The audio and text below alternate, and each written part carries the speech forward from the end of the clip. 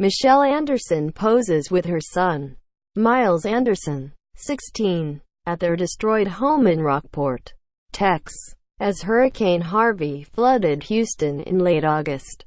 Federal Emergency Management Agency Director William Brock long said he wanted to avoid a repeat of Katrina-style temporary housing that shattered New Orleans communities. The last resort is to bring in manufactured homes and travel trailers, Long said, but less than a week later, FEMA went on a mobile home buying binge, spending nearly $300 million on 500 units, the largest purchase of the homes since the aftermath of Hurricane Katrina in 2005. Federal contracting records show another 700 mobile homes in FEMA's inventory were also readied.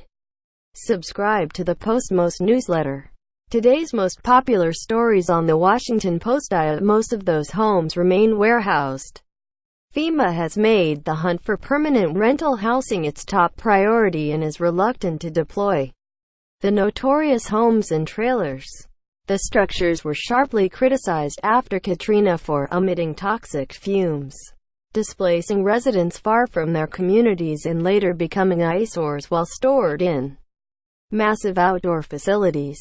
That decision is crippling recovery efforts in states where thousands of people remain in shelters and hotels more than 6 weeks after massive hurricanes destroyed their homes. Now in Texas and Florida, where rental stock is inadequate, state officials are cranking up the pressure on FEMA to release the mobile units. FEMA trailers stored on Selfield Road in Selma, Allah, being sent to Texas to help Hurricane Harvey victims. In Collier County, FLA, local officials sent a letter to FEMA last week, urging the agency to expedite delivery of mobile homes and trailers. And in Texas, state officials decided they wouldn't wait on FEMA to get started. They purchased 29 mobile homes to jump-start recovery efforts in the wind-whipped coastal city of Rockport and began installing them earlier this month. It's like a war zone. Houses are just gone, said Jeffrey Kaufman, a deputy director with the Texas General Land Office. We keep asking FEMA for the numbers of homes they have for us, for the addresses of people who qualify. We need to start planning. The triple punch of the 3 hurricanes has created a housing challenge for FEMA that is unmatched. Since Katrina, in Texas, an estimated 1.2 million homes were damaged or destroyed. In Florida, where estimates are still being tabulated, the number is already in the tens of thousands. In Puerto Rico, about 250,000 homes were damaged or destroyed.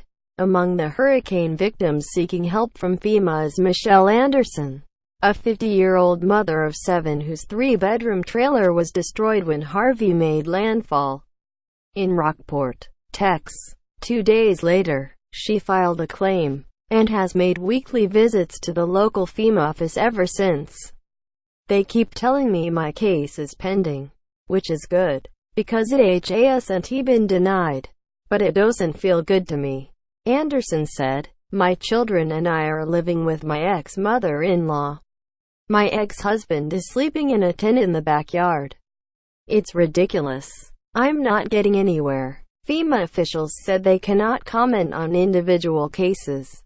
However, they said generally that moving from relief to recovery efforts is labor-intensive for each family that needs a place to live until their apartment or home is repaired. FEMA must evaluate the veracity of the claim and then work with local officials to find the right housing solution. FEMA first attempts to move families to undamaged, vacant rental homes or apartments near their neighborhoods to reduce reliance on mobile homes and trailers in the past.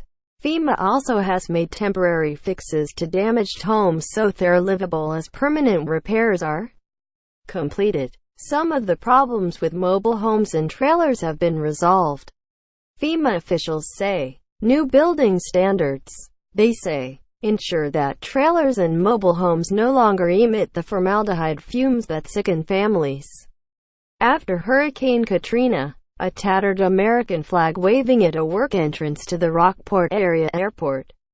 However, there are other concerns that cause FEMA officials to cautiously weigh requests for trailers and mobile homes, exacerbating wait times.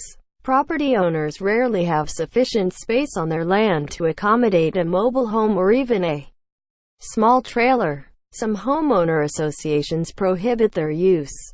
As a result, pop-up towns are sometimes created where the units are installed en masse, far from people's old homes. In Katrina, this created a second tragedy for some families who were moved away from the community networks, transportation options and social services familiar to them.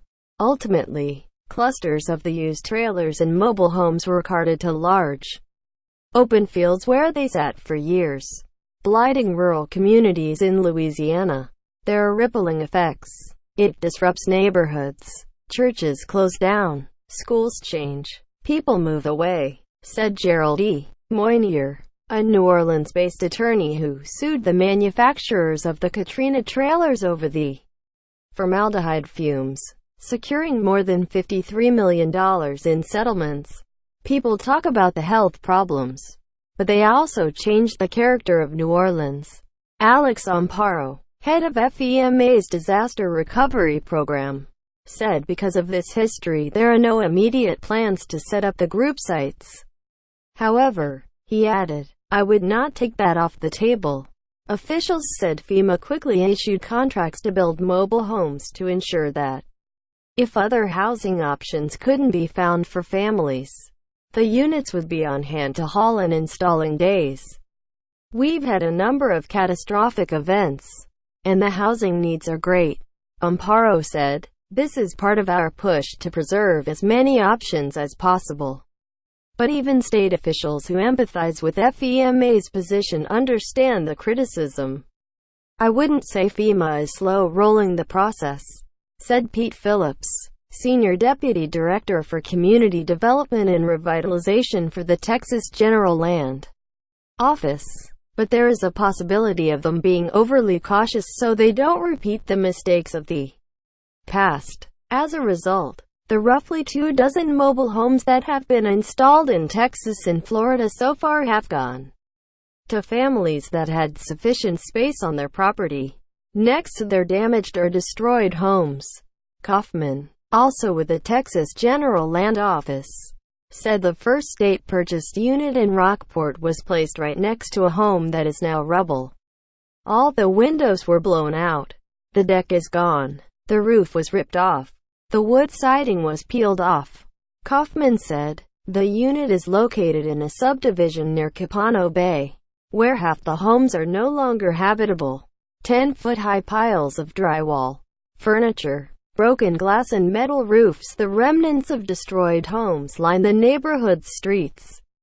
Kaufman said that although he is frustrated by FEMA's speed with rolling out the mobile homes, he doesn't want to dog FEMA since what they are doing is pretty overwhelming.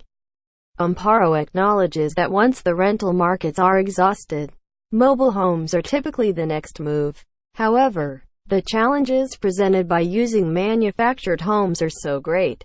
We are looking at other creative ideas, he said. In Texas and Florida, FEMA officials plan to replicate the shelter-at-home program that was first used in New Jersey and New York after Hurricane Sandy struck in 2012. The program involves quick construction projects that make all or part of a damaged home safe and functional so families can live in them while repairs are made. The sink might be propped up by a couple of 2x4s. It isn't always pretty, said Elizabeth Zimmerman, who was Associate Administrator of FEMA's Response and Recovery Program. If you keep people in their homes, they are much happier. Everything is familiar. However, Texas and Florida officials say no families have yet received help from the shelter-at-home program so far, as they negotiate with FEMA how it will be funded and implemented. In Puerto Rico, Amparo and other FEMA officials said there are no plans to use manufactured homes because it's difficult to get them to the island and most cannot withstand the extreme weather. for those who cannot find alternative housing on the island. Amparo said heavy-gauge blue tarps are being distributed to help people stay in their homes. FEMA has handed out 50,000 tarps to patch up roofs ripped off by the hurricanes. The Army Corps of Engineers is also heading up a larger program called Operation Blue Roof that has so far installed nearly 900 large tarps over homes where the roof was mostly or entirely ripped off. But the tarps are barely making a dent in filling the needs of Puerto Rico residents. Juana Escobar, a 38-year-old New Yorker, just returned from a volunteer effort in Puerto Rico where she delivered flashlights, water, satellite phones and solar chargers to about 100 homes on the eastern part of the island. Escobar said that more than half the homes had neither roofs nor windows. Only 2 had received tarps.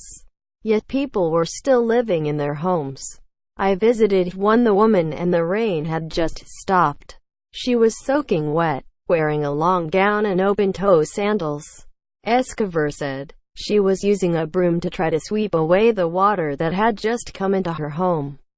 But the rain keeps coming. Aurelis R. Hernandez and Julie Tate contributed to this report.